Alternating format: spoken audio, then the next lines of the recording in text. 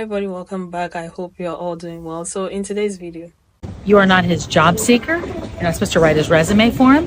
You're not supposed to make a to-do list in the morning so he gets out of bed and does something. You're not his therapist and you're not his mom. Please keep that in mind when you're dating him. Funny enough, before I saw this video, I almost didn't post the video today, to be honest. But I saw this video.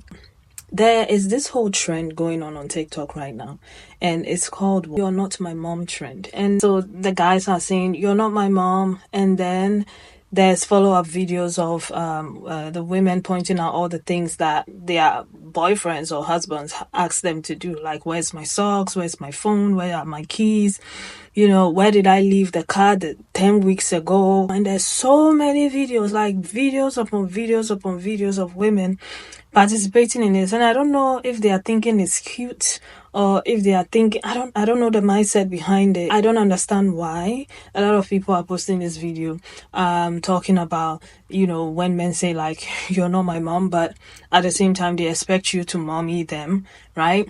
So I'm so happy that there was this video, which I just saw like 10 minutes ago, because I had another video planned today, but then I thought it wasn't in my place to talk about that. The lady who was speaking cotton, and everybody is talking about it because the whole video is, I don't know, it's weird. I don't know if you want to see it, but sometimes it's like that. I feel like, should I talk about it? You know what I mean? But anyway, let's get into some of the responses, and I'm going to come back and talk some more. And don't forget to hit the subscribe button. Thank you. Oh my God. I don't know if y'all have seen this trend. I used the sound and silenced it just so y'all could click on it and see the videos, but it's the guy being like, "You're not my mom," and the girl goes, "Okay, babe." And you scroll through and it's examples of things her husband or boyfriend, partner, whatever says to her that would indicate that she is like his mom. This shit is so bleak. It's like, are my black shorts clean? What's for dinner? First of all, if my husband walked in the door and was like, "What's for dinner?" and we didn't have an agreement that I was making dinner that day, because we talk about that kind of stuff, I'd be like, "Oh, I don't know, it's the maid's day off." That was my mom's go-to line growing up. We didn't have a maid. That was the whole punchline. 10 out of 10 response, honestly. Like, babes, that's called mental load. That is not cute. And the fact that you think it's cute that you have a mother-son relationship with your significant other, oh, it's so gross. It's so gross to me. And thank God I have the world's best mother-in-law who did not raise her son to just be like an incompetent doofus. Like, I remember one time before we got married, I was like, I feel so lucky to have found him. I'm just so lucky. And she was like, well, he's lucky too. Like, she's a girl's girl through and through. And I feel like that's such a huge part of it. But it's not cute. And all the girls are like, "Oh my God, I always tell my husband I'm like his mom." What? This is why everyone makes fun of us. This is why everyone makes fun of people in heterosexual relationships. And honestly, fair. You're not supposed to make a to-do. I think people think that I'm like joking when I say don't do shit for a man. I'm being serious. Don't do anything. Don't get on your googs. If he said he wanted to go to funeral school, I don't want you to look up the next best cemetery that's about to open a course in session. That's not your role. They don't need your help. And if they do, they shouldn't be with you. And I mean that not to be vindictive or mean or rude, but men that want to be in relationship and want to like love up on their woman, they are self-sufficient. There's really not much more to say. I don't like it. Don't like this trend. With this song, with the Pina Colada song, I don't think it's funny. I don't think it's funny. The girls are posting about their baby boyfriends who ask the same question as their baby son. It's not cute to me, not funny to me. I think it's bad for women in general to normalize it and laugh about it. It is literally not funny. So my question is, why do you think it's funny that your boyfriend is like, "Did you pack my lunch?" I think if we keep laughing and joking about how men are literally incompetent and useless, they're going to continue to be incompetent and useless. Stop the trend, please. You're not supposed to make a to-do list. Every time I even think, which I don't think about it often, it don't come into my head often, about doing something for a motherfucker that they could do for themselves. Y'all know what plays in my head? I was your lover and your secretary, working every day of the week. Come on, girl. Was at the job when no one else was there. helping you get on your feet. 11 years a sacrifice, and you could leave me at the drop of a dime. Hey, what she say? She swallowed them tears, stood by his side. I should have left your ass 1,000 times. Y'all, it's not these men's mama. Don't be they lover and they secretary. Just be they lover. And if he wants you to be his secretary, leave him. Like, what the fuck? What the fuck? Then what can Michelle say? You can't raise a man. He's already grown. What you gonna do? How come I know how to do those things, but you don't know how to do those things? Crazy. Like I would never be that girl. When I see people doing shit like that, like filling out an application for their boyfriend or something, like I just be like, ugh. I told y'all when I was with my baby dad, he was trying to get, he already had like full legal custody of the kids, but it wasn't like permanent. Like him and his baby mama had signed something, did something where he had the kids, but he was trying to make it permanent that he had full legal custody of them. And so what you call that, he did not know how to fill the paperwork out, and guess who wasn't helping him? You grown as fuck. If I had that paperwork in front of me, I would know how to fill it out. So why don't you know that?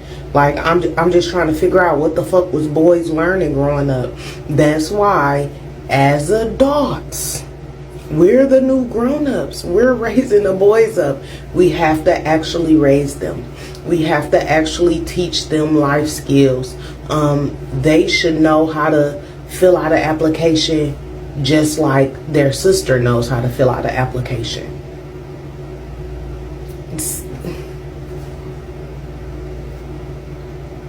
Okay now.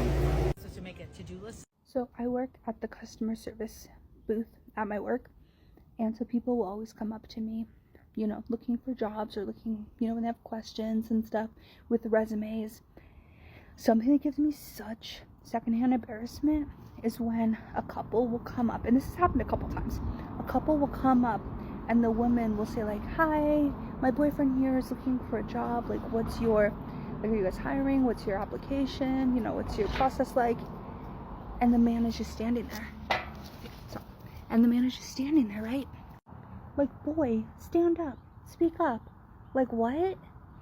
You're gonna stand here and you're just gonna let your girlfriend talk for you? No. It's not a back no for me, dog. No. And what's worse is, like, the woman is probably like, "Dude, you need to get a job." You know, like, she's like pushing him to, like, "Hey, we're at this grocery store, let's go see if they're hiring." Like, if you have to push your man to get a job or to even apply, let him go. No. No, that is not a boy that you want to be around. That's just embarrassing. "Hi, my boyfriend is standing right here and is adult. He's looking for a job. Can he have one little job?" No. I was the paperwork person in my marriage. Not only did I do like all the bills and the taxes, but on 2 separate occasions I literally filled out his new hire paperwork for him at a job. And I thought I was just pulling my weight because I wasn't working at the time. Except I could have had the job that I have now years ago if I had just not listened to him. Because the only kind of jobs he was comfortable with me having were work from home. So I supported his career and ignored my own, and then one day he just left. No money, no way to support myself. He just bailed. Don't do shit for a man.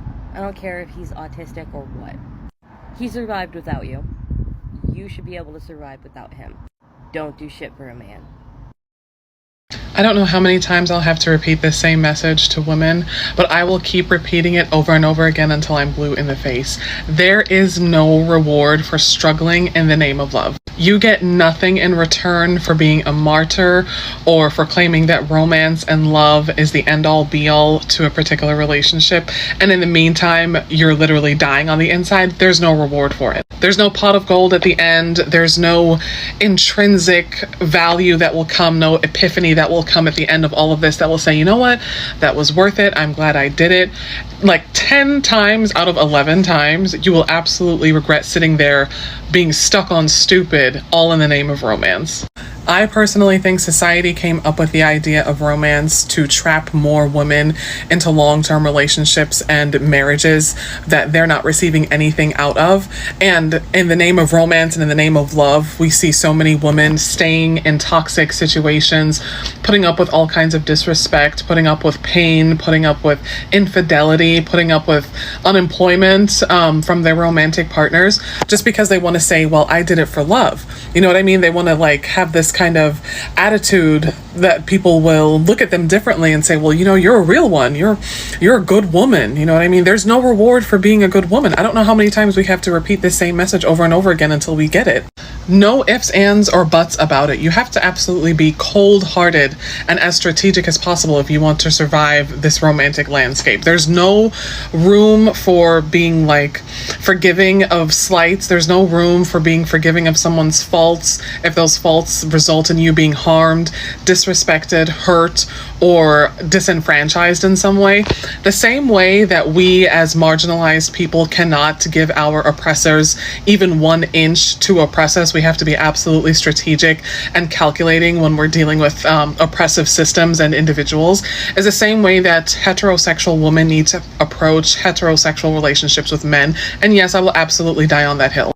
You can call me bitter, you can call me a gold digger, you can call me opportunistic, you can call me cold-hearted, you can call me anything that you want, but you know what you're not going to call me? Someone who sits there and struggles in the name of love. Someone who is a good woman, who puts up with so much and endures so much, all in the name of being graceful and being silent in the face of disrespect and toxicity and harm. That you will never call me. And you will never, ever, ever call me stupid. That's for damn sure. But I need more women, especially the young girlies. I need us to stand on business just a little bit stronger. It's one thing to know all of these things intrinsically. It's one thing to have these discussions in our social media communities and in real life. But until we start collectively, like as a whole, acting on what we know, not just a few of us who are still in the minority, but until all of us start acting on these things collectively, nothing will change.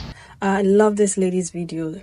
You know, it's been sitting on my phone for some time, and I don't know, it feels like I'm supposed to post this video today, okay? Because how I found her video, and you should see my phone, there's millions of videos on my phone. I don't know why I hold myself back a lot, you know, when it comes to posting. I could be posting 2 or 3 times a day, but I feel like, no, you can't post this, no, don't post this, no, don't post that, you know what I mean? And sometimes it's like, I feel like I should do like separate videos or maybe different topics under one video. Do you know what I mean? So I can put out a lot of videos. But I'm so glad that she's talking about it, because we need to stop doing this whole thing, this idea that has been sold to women that, this is what love is and this is what marriage is, and they are sacrificing everything for men who only ends up dumping them for the next best thing. Needs to stop, because the thing is, how much of yourself are you willing to sacrifice for the sake of quote unquote love or a relationship or a man? It's the game of relationships, marriages, and quote unquote love. And usually women are required to come into that relationship with those sacrifices ingrained in them. Because if you're coming into the marriage, the relationship without that, you know, part being put into your head, into your mind, being conditioned to be that person, your marriage or relationship is not going to work. So that is what this is all about. That is what it's all about. And if you are willing to sign up for those things, You need to bear that in mind. That's all I'm saying. Because are they willing to do those things for you? Can you also go and be like, where's my socks? Where's my shoe? And he knows where it is. Like, did you wash my wife's stuff? And he knows, yes, I washed it. Can you do that with him? Or is it always you doing it? Yeah. Can you do that with him? Or is it something that he requires of you and you have come into a place where you feel like that is your duty and that is your job to your husband or your partner or your boyfriend, because that's what women do, because that's how you express love, because if he can do those things for you as well, so why are you killing yourself for that? Because I don't understand. Where's my shoe? Where's my socks? An adult, a grown man. So what was he doing before you came into his life? Where are my car keys? Where is my shoe? Where is this? And he has no direction. This thing, I bought about 8 in the last 6 months or something, because I keep losing them and I don't know where they are. And I have no one to ask. Like, where is it? It's lost. Buy a new one. Okay, but when it comes to women, you're supposed to, here's your AirPod, here's your keys, here's your this, where is it? Stop doing it. It's too much. I don't know how many times I'm going to say it. Put that energy and effort into yourself. He should be able to do those things for himself. He's an adult too. But stop coddling this man. Their feelings, their egos, whatever it is that you have to sacrifice to make them feel good about themselves. Stop doing it. Especially when they don't do it for you. If you don't have a guy who will do things without you asking them to do it, then you shouldn't also be obliged to know where his keys and socks and shoes and dirty laundry. Like, that's not your job. Take care of yourself and I'll take care of myself. If you can't take care of me, if you know what I mean. You take care of me, I take care of you. How about that? But anyway, I said I wasn't going to talk too much. So a word to the wise is enough. Thank you so much for watching. Leave your thoughts and opinions in the comment section. And I'll see you again with another video. Take care of yourselves. Bye.